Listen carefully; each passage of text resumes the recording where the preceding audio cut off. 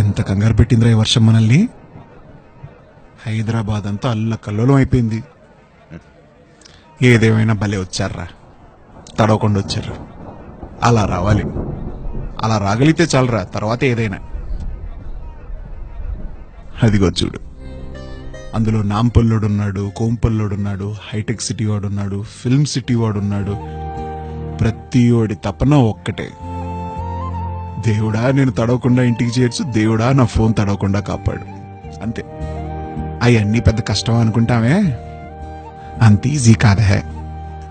హైదరాబాద్ మంచిదిరా, హైదరాబాద్ అంటేనే మంచిది.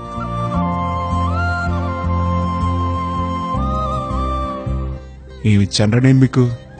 గొడుగు ఇచ్చానా, రెయిన్ కోట్ ఇచ్చానా, బైక్ ఇచ్చాను ఊరి మీద పడి తిరగమని? ఇదిగో ఈ సీజన్లోనే ఈ వాన్లో, ఈ సీజన్ వరకే ఈ కష్టాలు.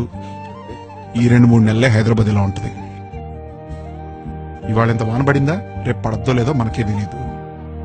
అందుకే వర్షం పడ్డ ప్రతిసారి ఆ మెట్రో పిల్లర్స్ కింద నుంచి వెళ్ళిపోతే చాలు. ఈ వానలు నా జిహెచ్ఎంసీ ఏం చేయలేదురా. ఏమైనా చేయగలిగితే మన రోడ్డుల్ని ఏమైనా చేయాలి.